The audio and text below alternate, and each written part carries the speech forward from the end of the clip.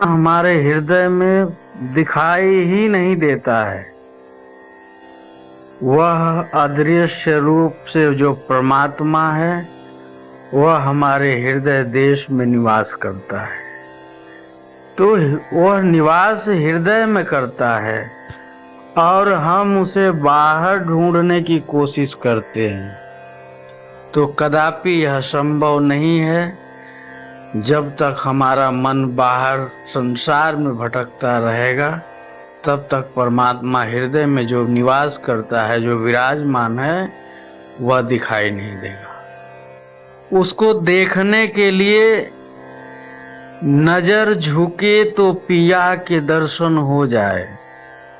कबीर साहब ने परमात्मा को पिया, बालम, प्रेमी, प्रियतम यह सब नामों से संबोधन किया था। इसका मतलब यह नहीं कि वह कोई स्त्री थे उनको पिया मिल गए। घूंघट के पट खोल रे तो है पियो मिलेंगे राम। कबीरदास जी कोई स्त्री तो थे नहीं कि उनको कोई पति मिल गए। वो कहते हैं कि मुझे पति मिल गए। तो ऐसे पति जो जन्मे सो मरी जाए, ऐसे जो संसार के पति हैं वो जन्मते हैं और मर जाते हैं, लेकिन जो परमात्मा पति है वो अजन्मा है। उसके न तो जन्म है न मृत्यु है, न उसका कभी क्षय होता है। उस पति को कबीरदास जी कहते हैं कि यह पति, यही सच्चे पति हैं जो संसार के पति हैं। उनसे हमारा संबंध रहता है। एक दिन ऐसा समय आता है कि साथ छूट जाता है। यह संसार के पति है। और जो कबीरदास जी को पति मिल गए, पिया मिल गए, तो वह परमात्मा थे। वह मिले। उन परमात्मा के स्वरूप का दर्शन करके कबीरदास जी खुद को बहुत धन्यवान बना लिए। तो नजर झुके तो पिया के दर्शन हो जाए। यह जो नजर है, यह नजर जब झुकती है तो यह कहाँ जाती है? यह नजर हृदय पे प्रकाश डालती है। जब हमारा गर्दन झुकता है और हमारी जो आंखें हैं वह सीधे हमारे हृदय पे पड़ती है, तो उस हृदय में परमात्मा निवास करता है। तो नजर झुके तो पिया के दर्शन हो जाए, नजर उठे तो संसार में खो जाए, और नजर झुके तो पिया के दर्शन हो जाए। यह नजर जब हम उठा करके संसार को देखते हैं तो इस संसार के गतिविधियों में, चमक धमक में हमारी आंखें सदैव खो जाती है। तो जब नजर झुकाएंगे तभी परमात्मा का दर्शन होगा, और वह परमात्मा हमारे हृदय देश में तब निवास करता है जब हम उस परमात्मा के लिए अपने हृदय में आसन लगाते हैं। उन गुरु महाराज के लिए हृदय में फूलों से सजा के आसन लगाते हैं, मखमली बिछौने बिछाते हैं, तब उनको पुकारा जाता है कि प्रभु आपका आसन हृदय में लग गया है, साफ सफाई हो गई है। और ऐसी खुशबू भक्ति की प्रभु को पसंद आ जाती है कि वह ढूंढते ढूंढते अपने भक्तों के हृदय में पहुंच जाते हैं। वह जानते हैं कि हमारा भक्त कहाँ है, वह कहाँ रहता है। वो भक्तों के पीछे पीछे डोलने लगते हैं। वह कौन से भक्त हैं? वह भक्त जो मन क्रम सहित समस्त इंद्रियों के साथ में जो अपने गुरु महाराज को समर्पित हो जाते हैं, जो उन परमात्मा को समर्पित हो जाते हैं, उनके पीछे भगवान डोलते हैं। वरना जीवन भर हम मंदिर के चक्कर काटते रह जाए, मूर्ति पत्थर सब देखते रह जाएं, वास्तव में परमात्मा का दर्शन हमें संभव नहीं है। परमात्मा का जब भी दर्शन हुआ है, किसी विरही साधक के हृदय में हुआ है। तो विरही साधक आप भी हैं, आपके अंदर ऐसी कोई कमी नहीं है। आप भी दिन रात 10-5 मिनट समय निकाल करके उन परमात्मा के लिए का भजन करते हैं। आप भी विरही हैं, आपके अंदर भी लगन है, आपके अंदर भी जिज्ञासा है, आप भी उन भगवान, अदृश्य भगवान को जानना चाहते हैं, आप भी जिज्ञासु हैं, आप भी मुमुक्षु हैं। सब प्रकार से आप हैं, क्योंकि 100 से शिव तक की यात्रा पूरी होती है। वही गुरु महाराज जब भगवान के पथ पर नहीं चले होते, उनको कौन जानता? आज पूरा विश्व जानता है गुरु महाराज को। उस मीरा को कौन जानता? लोग कहे मीरा भई बावरी सास कहे कुलनासी रे। उन मीरा को पूरे विश्व जानता है, आज उस कुलवंती सास को कोई नहीं जानता है। इसलिए जब हम 100 में रहते हैं, यानी मृत्यु के समान रहते हैं, तो हमें दुनिया भी नहीं जानती है, और दुनिया की तो बात छोड़ दीजिए, वह परमात्मा भी हमें नहीं जान पाते हैं, और न हम उन परमात्मा को जान पाते हैं। आखिरकार कुछ न कुछ व्याधियां उत्पन्न होती है साधना में,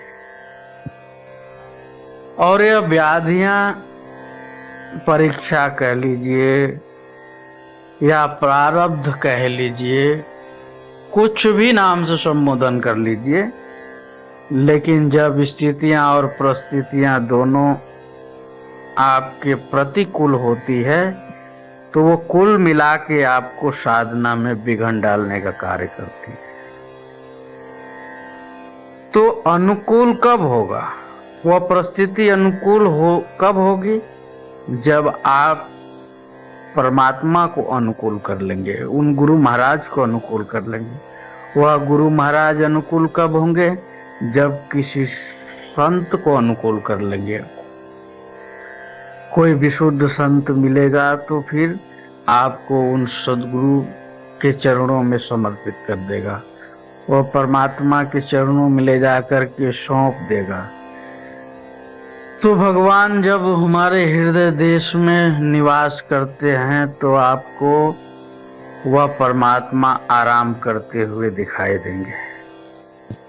वह परमात्मा, जैसे भगवान विष्णु जी समुद्र में शेष नाग की सैया पे आराम करते हुए दिखाई देते हैं, उसी प्रकार से वह परमात्मा हमारे हृदय में आराम करते हुए दिखाई देंगे, विश्राम करते हुए दिखाई देंगे। जब इस स्थिति में परमात्मा दिखाई देते हैं, तो समझिए कि आप सफल हो गए साधना पथ में। आपकी जो साधना है वह विधि पूर्वक साधना है। आपकी आराधना भगवान ने सुन लिया है। फिर आपको पग पग पे संभालते हुए परमात्मा खुद आपको आगे बढ़ाते हैं। गुरु महाराज कहते हैं कि भजन किया नहीं जाता है, भगवान भजन करा लेते हैं। भजन आप और हम नहीं कर सकते हैं, भगवान स्वयं भजन करवा लेते हैं। वह हमें संकेत देते हैं, वह हमें समझाते हैं, और धीरे धीरे उस पथ पे हमें आगे भी बढ़ाते चले जाते हैं। बस वही बात समझने की शक्ति, समझने की क्षमता तब मिलती है जब हमारा पुण्य पुरुषार्थ थोड़ा आगे बढ़ता है। तो इसलिए भगवान राम जी भी यही बात कहते हैं, प्रथम भक्ति संतन कर संगा। वह पहली भक्ति को ही उन्होंने कहा है कि संतों की संगति करो। संतों की संगति करने से हमें कैसे बैठना चाहिए, कैसे उठना चाहिए, कैसे भजन करना चाहिए, कैसे बोलना चाहिए, यह सब कुछ आपको क्लास संतों के द्वारा उपलब्ध हो जाती है, वो भी निःशुल्क में। किसी प्रकार का आपको शुल्क नहीं देना पड़ता है। अपने मन को समर्पित कर दो, इससे बड़ा कोई शुल्क नहीं है। अपने भाव को समर्पित कर दो, अपने मन को दान कर दो, इससे बड़ा कोई शुल्क नहीं है। भगवान कह रहे हैं कि जब फ्री का है तो ये नाम लेने में क्या बुराई है। नाम लेने में कोई दाम तो लग नहीं रहा है। भगवान का भजन करने में किसी प्रकार के दान तो लग नहीं रहे हैं, धन तो लग नहीं रहे। फिर ऐसी क्या विपदा आई है कि हम 10 मिनट परमात्मा के नाम का स्मरण भी नहीं कर सकते हैं। उन गुरु महाराज के स्वरूप को 10 मिनट बैठ करके हम देख भी नहीं सकते हैं। फिर क्या फायदा है इस मनुष्य जीवन पाने का, कोई तात्पर्य ही नहीं है। भगवान श्री राम जी टेक के पक्के थे, इसलिए कामयाबी पा गए। मन के पक्के थे, इसलिए कामयाबी पा गए। माया रुलाती है, परेशान करती है, लेकिन भगवान पीठ थपथपाते हैं, कहते हैं तुम चिंता नहीं करो, मैं तुम्हारे साथ खड़ा हूं। अगर परमात्मा हमारे साथ न खड़े रहे, हमारे सर पे उनका हाथ न रहे, तो यह जीवन अनाथ बन जाता है। जिसके जीवन में गुरु न हो वह जीवन अनाथ है। जैसे घर में माता पिता के नहीं रहने से वो पूरा घर वीरान हो जाता है, सुनसान हो जाता है, वैसे ही परमात्मा अगर हृदय में नहीं है तो यह जीवन वीरान हो जाता है, यह जन्म वीरान हो जाता है, यह जन्म शमशान हो जाता है। इसलिए पहला हमारा यही कर्तव्य है कि अपने हृदय के विकारों को धीरे धीरे सफाई करते रहें और भगवान को के लिए आसन बढ़िया शानदार लगाएं और उन परमात्मा को निमंत्रण दें, उनका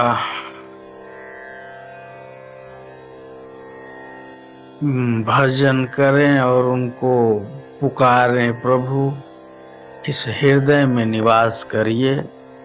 यह घर हमने सफाई कर दिया है और आपका आसन भी बड़ा शुद्ध और सुंदर लगा हुआ है। आप एक बार चलिए, आप देखेंगे तो आपको बहुत पसंद आएगा स्थान। इस प्रकार से भगवान से प्रार्थना करना चाहिए। प्रार्थना जब गुरु महाराज से करेंगे तो वो बड़े दयालु हैं, वो बड़े ही दयावान हैं, बड़े भोले भाले हैं।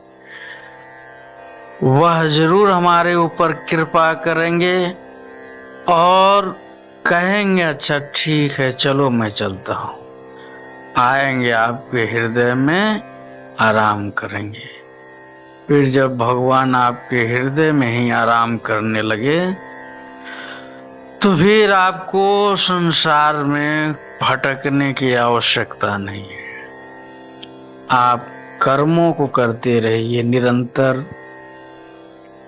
कर्म नहीं छोड़ना है। जो हमें संसार में परमात्मा ने जो हमें कर्म दिया है, परिवार का निर्वाहन, बाल बच्चों का निर्वाहन, जो कुछ भी जब तक परमात्मा की मर्जी है तब तक इन सभी चीजों का, कर्तव्यों का हमें निर्वाहन करते रहना चाहिए। कोई बिरला होता है जिनको परमात्मा जल्दी डंडा मार के भगा देते हैं, लेकिन कुछ के ऊपर विशेष कृपा होती है, उनको परमात्मा पल पल संभालते हुए उनको आगे बढ़ाते रहते हैं। यह परमात्मा की कृपा है। साधन कठिन मन कहो टेका। ये साधना कोई कठिन विषय नहीं है। मन के पक्के हैं तो साधना आपके लिए सुलभ है, आसान है। लेकिन आजकल की जो साधना लोगों ने स्वीकार कर रखा है, वह बाहर, सब कुछ उनके लिए बाहर ही है। पत्थर चाहिए उनको, शिवलिंग चाहिए, मूर्ति चाहिए, मंदिर चाहिए, नदी चाहिए, तालाब चाहिए, पेड़ चाहिए, यह सब उनके लिए साधन चाहिए। साधना तब करेंगे। लेकिन आप लोग बड़े भाग्यशाली हैं, आप लोग ऐसे गुरु महाराज के शरणों में आए कि उन्होंने इन सब बाहर के फालतू कामों को छुड़वा करके असली तत्व को आपको पकड़ा दिए। उन्होंने कहा कि यह सत्य है और यह गलत है, यहाँ श्रद्धा लगाओ, यहाँ विधि पूर्वक है, यहाँ श्रद्धा हटाओ, यहाँ अविधि पूर्वक है।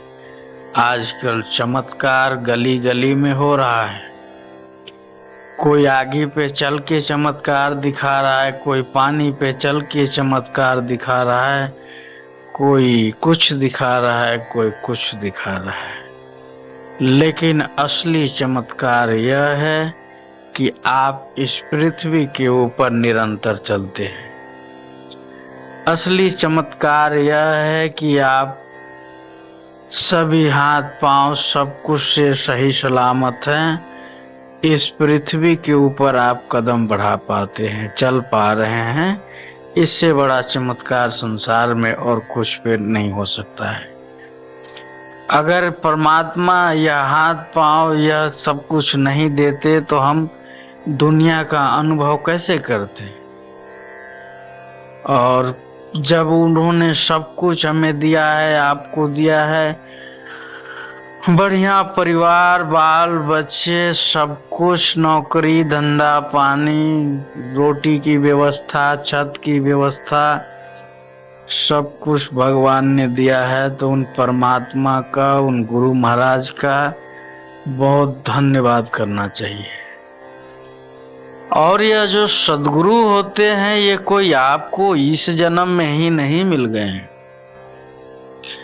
यह कई जन्मों से चलते आ रहे हैं और हम लोगों को चलाते हुए आ रहे हैं। डंडे मार मार के चला रहे हैं, अपने शब्दों से चला रहे हैं, वह चला ही रहे हैं।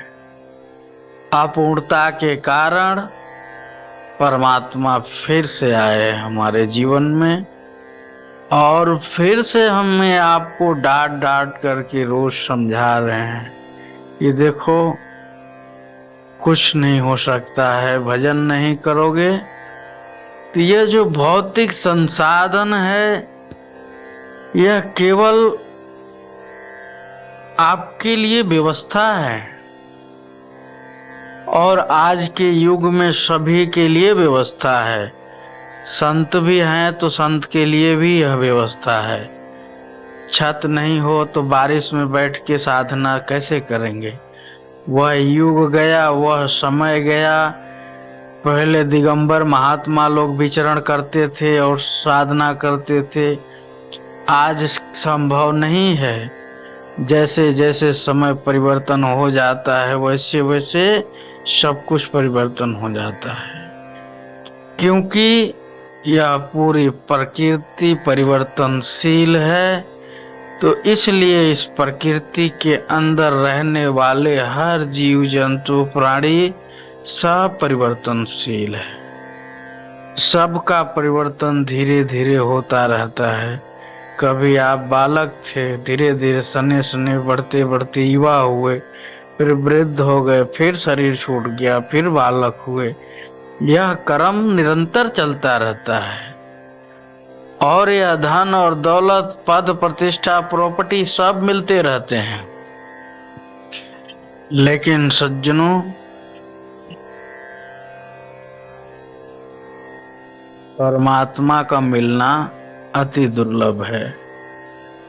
यह पद प्रतिष्ठा धन दौलत यह सहज वस्तु है, मिल जाती है, लेकिन परमात्मा मिलना दुर्लभ है। इसलिए दुर्लभ है कि हम अपने बुद्धि से परमात्मा को जानना चाहते हैं। हम आप सब लोग जान गए कि भगवान साक्षात गुरु महाराज ही हैं और कोई दूसरा है ही नहीं। वही शिव स्वरूप में विराजमान है, प्रत्यक्ष रूप से देखा भी गया है। तो फिर संशय किस बात की? क्यों आपका हमारा मन बाहर संसार में भटकता है? हमारे मन को, आपके मन को बिल्कुल स्थिर करके उन गुरु महाराज के चरणों में लगे रहना चाहिए। आपका मन उन परमात्मा के चरणों में निरंतर लगे रहना चाहिए। गुरु महाराज के रोज नखों को हमें देखना चाहिए। उनके सभी नखों को देखिए, निरंतर देखिए, बारंबार देखिए। उन नखों को स्मरण में बनाइए, उन नखों का ध्यान करिए, क्योंकि वह श्री गुरुपद नख मणिगण ज्योति सुमिरत दिव्य दृष्टि ही होती। गुरु महाराज की जिस चरणों के नख हैं वो मणियों के समान हैं। उनका स्मरण करने से, उनका सुमरण करने से, उनका ध्यान करने से साधक के हृदय में प्रकाश फैलता है, और जब प्रकाश फैलता है तो स्वतः ही विकार नष्ट हो जाते हैं। सूर्य के उगने से पूरे संसार में अंधेरा समाप्त हो जाता है। जैसे जैसे सूर्य का उदय होता है वैसे वैसे अंधेरा समाप्त होते चला जाता है।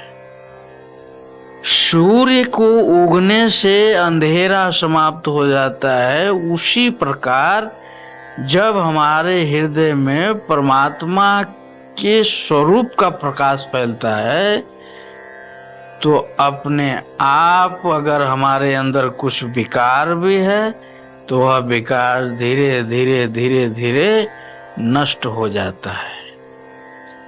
जब नष्ट हो जाता है तो वह साधक निश्चल मन का हो जाता है।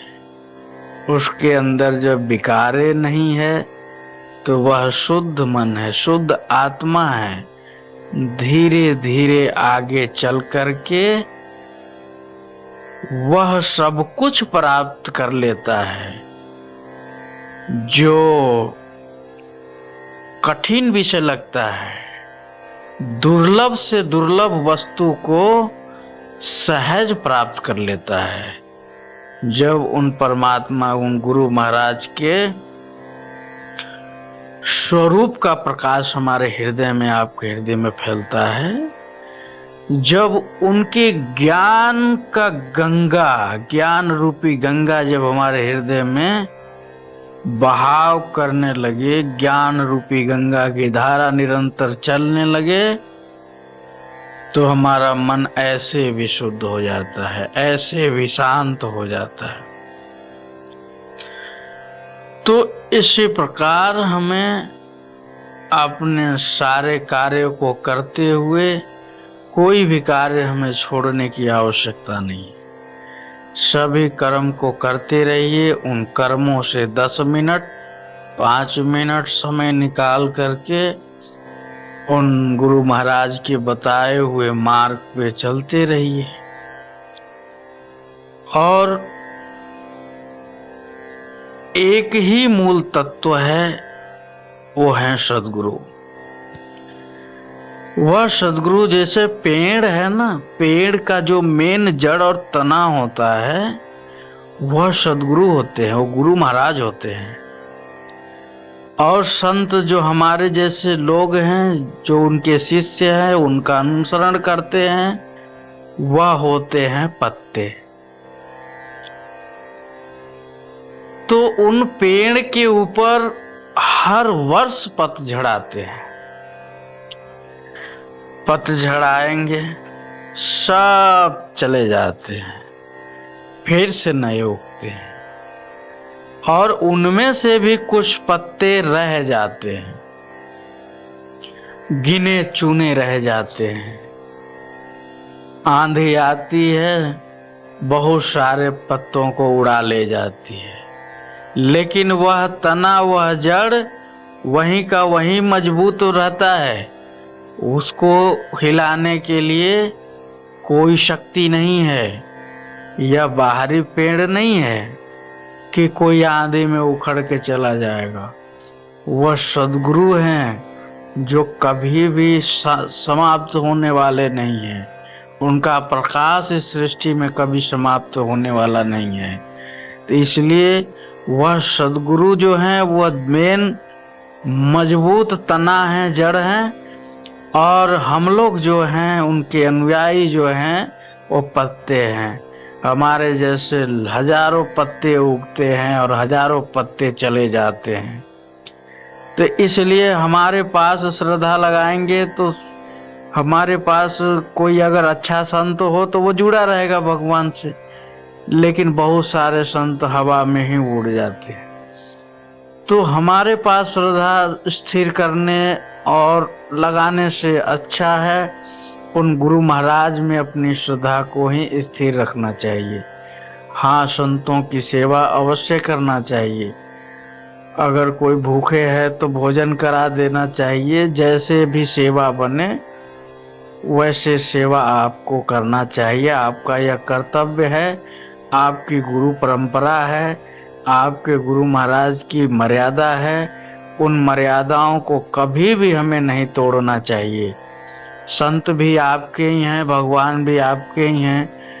तो जितना प्रिय आपके लिए संत हैं उतने प्रिय ही गुरु भाई भी हैं। ऐसा नहीं है कि एक गुरु भाई से दूसरा गुरु भाई विरोध करता है, एक संत से दूसरा भक्त विरोध करता है। सबको एक भाव देखना चाहिए। जैसे हम संत हैं वैसे सभी आश्रम के संत हैं। हम अत्यधिक गुरु महाराज को प्रिय नहीं है, न कोई अत्यधिक गुरु महाराज को प्रिय है। सब गुरु महाराज के लिए एक समान है, सब उन्हीं के बच्चे हैं। जब उनके दृष्टि में सारे संत एक हैं तो आपके दृष्टि में फिर भेद कैसा है? भेद इसलिए आप कर रहे हैं, हम कर रहे हैं कि अभी भजन की जागृति नहीं है। भजन की जब जागृति हो जाती है तो सारे संत एक समान दिखाई देने लगते हैं, क्योंकि सब उन्हीं के भक्त हैं, सब उन्हीं के बच्चे हैं। आप तो अपना कर्म कीजिए। वो संत है, आपको धोखा देता है, आपसे किसी प्रकार का विवाद करता है, झूठ बोलता है, तो उसका कर्म है, वो जानेगा, वो भोगेगा। वो भजन नहीं करता है, वो भोगेगा। आपको क्या लेना देना है, हमको क्या लेना देना है। जिसका जो कर्म है वो करना चाहिए। आपसे जो टूटी फूटी सेवा बने वो सेवा संतों के प्रति समर्पित रखना चाहिए। उन्हीं सेवा के बदौलत तन मन धन जैसे भी सेवा बने करना चाहिए। वह जब सेवा हमारा सार्थक हो तो गुरु महाराज हमारे ऊपर विशेष रूप से आपके ऊपर कृपा करते हैं।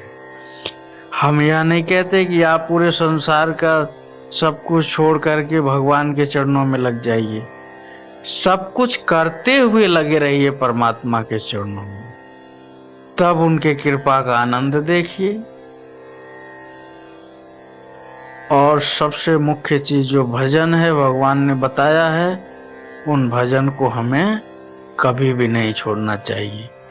उड़ते बैठते सोते खाते पीते जैसे भी आपसे भजन होता है वैसे आपको निरंतर दिन प्रतिदिन करते ही रहना चाहिए। ध्यान रहे, दिन की शुरुआत हमें गुरु महाराज के स्मरण से हो तो वह दिन बहुत ही अच्छा जाता है, वह समय बहुत अच्छा हो जाता है। वह पूरा दिन परमात्मा के नाम से समर्पित हो जाता है। फिर उन भगवान की कृपा होती है और धीरे धीरे आप साधना पथ में अग्रसर होते चले जाएंगे। धीरे धीरे अपने विकारों को नष्ट करते रहिए। ईर्ष्या को छोड़िए, अहम को छोड़िए। साधना पथ में सबसे बड़ा घातक अहम ही है। लोग अहम को नहीं छोड़ पाते हैं, इसलिए तो पतन का कारण बनता है। सबसे बड़ा शत्रु साधना पथ में अहम ही है, तो इस अहम को हमें त्याग देना चाहिए। बहुत लोगों को हमने देखा है, लोग अपने अहम में ही रहते हैं, अपने अहम को नहीं त्याग पाते। सेवा भी करते हैं तो अपने अहम की ही दृष्टि से करते हैं। कोई भी कार्य करते हैं, अहम को नहीं छोड़ते हैं, कहीं न कहीं अहम लगा देते हैं। तो इस अहम को ही नष्ट करना पड़ेगा। जिस दिन अहम नष्ट हो गया तो साधना आपकी गति पकड़ लेगी, स्पीड पकड़ लेगी, और ऐसा लगेगा जैसे परमात्मा आपके बिल्कुल करीब है। और वास्तव में महापुरुष हमारे उतना ही करीब हैं जितना हमारा हाथ, पांव, आंख, नाक, कान यह सब है, उतना ही परमात्मा हमारे करीब है। तो इसलिए भगवान की सेवा करिए, भगवान का भजन करते रहिए। बहुत दिन हो गया था आप लोगों से चर्चा किए, तो हमने कहा आज चलो कर ही लेते हैं। अब सत्संग लगभग चलेगा ही 9 साढ़े 9 बजे तक रोज प्रतिदिन। बोलो श्री सद्गुरुदेव भगवान